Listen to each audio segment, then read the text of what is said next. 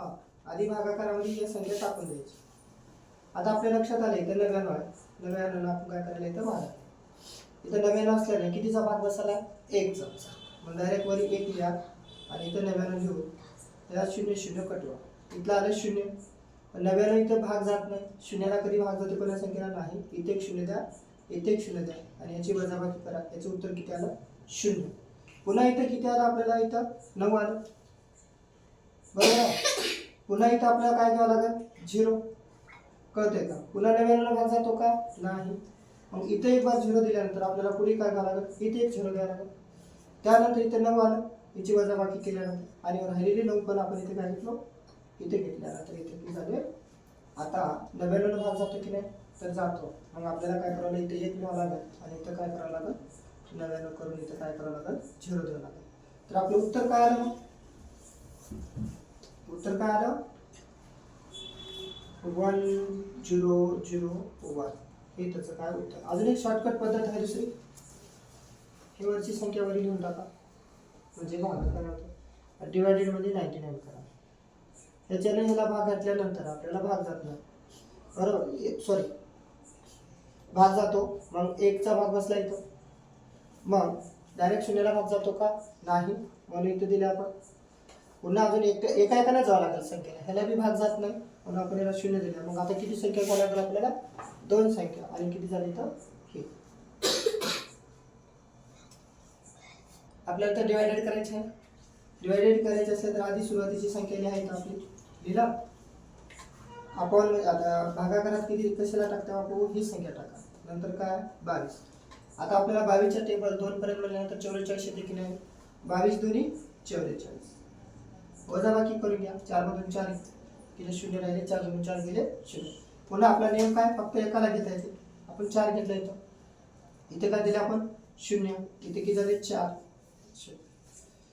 तर अजून कोणाला घ्यायचं 4 0 येते का इथं 4 येते. अजून कोणाला घ्यायचं ह्या 4 ला.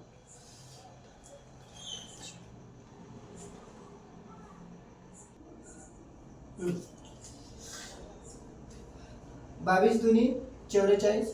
44 ला 44 आणि 2 पर्यंत भाग बसलेला येतो. मग आपण वरचं 4 खाली घेतला तर 22 न भाग जात नाही म्हणून इथेही 0 दिले आपण. इथं पण 0 दिले. नंतर आपल्याला 4 मधून 0 गेले 4 राहिले. त्याच्यानंतर आपल्याला वरचे 4 इथं आणायचे. बरोबर. आता 22 चा भाग बसतो 44 ला. 22 दुनी 44. 0 0. आता इथं कोणता भाग हवा 0. 0 ला 0 तर 22 चा भाग बसतो का नाही. इथं पण 0. तर राहिलेली प्रोसेस करून टाका. उत्तर काय आलं आता याचं सांगा बरं. 20 20.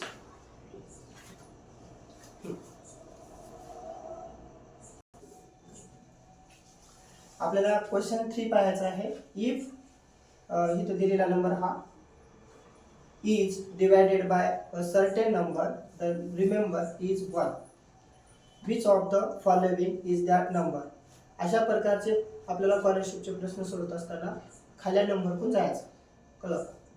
या ठिकाणी आपल्याला रिमेंबर म्हणजे बाकी किती राहते मी सांगते त्यानं 1. तर आपल्याला एक बघत जायचं. तर मी तुम्हाला सांगतो अगोदरच मी बघितल्यामुळे मी ते काय केले तर 16 लिहिलं. आता 16 ला 16 हे 2 अंकी संख्या हे दोनही भाग जात नाही म्हणून आपण काय केलं एकदा 3 अंकी संख्येला घेतलं. तर किती वेळ 16चा टेबल आपण 7 पर्यंत म्हणल्यानंतर आपल्याला किती उत्तर आला 112. मग मायनस किती झाले तर 6 मधून 2 गेले किती झाले 4. तर 0 इथं 0 आणि वरचा 4 आपण काय घेतला खाली घेतला. बरोबर. आता 16च्या टेबलमध्ये आपल्याला 44 आहे का बघायचं. 16च्या टेबलमध्ये आपल्याला काय बघायचं 44 आहे का पाहायचं. तर 16चा टेबल आपण किती पर्यंत म्हणलं 2 पर्यंत. 2 पर्यंत म्हटल्यानंतर किती झालं 32 येते. आणि जर आपण 3 म्हणलं तर 44 पेक्षा ती संख्या कोणती येते बिग आहे म्हणून आपण ते घेतलेलं आहे. मग 4 मधून 2 गेले किती झाले 2 आणि 4 मधून 3 गेले 1. आता राहिले कोण वरचा आपला 4 ला 4 घेतले आपण. मग आता या ठिकाणी पुन्हा आपण टेबल म्हटल्यानंतर 7 पर्यंत म्हणल्यानंतर 8 पर्यंत म्हणलं तर आपल्याला काय झाली 128 होते. पण आपल्याला ती इथली संख्या कोणत्या 124 आहे म्हणून आपण कितीचा भाग घेतलो 7चा. म्हणून किती केले 112. याच्यानंतर काय करायचं आपल्याला तिथं वजाबाकी. 4 मधून 2 गेले 2 राहिले, 2 मधून 1 गेला 1, 1 मधून 1 गेला 0. राहिला कोण आपल्याला तिथं 9. आता 16चा टेबल जर आपण 8 पर्यंत म्हणल्यानंतर तर उत्तर किती येते त्याचं 128 येते. म्हणून हिला काय करायचं आपल्याला आता मायनस करायचं. 9 मधून किंवा 9 - 8 1, 2 - 2 0, 1 - 1 0. म्हणजे रिमेंबर किती आहे इथं 1. म्हणजे ह्याचं कोणती संख्या असेल आपली तर 16. कोणती असेल 16. काय अडचण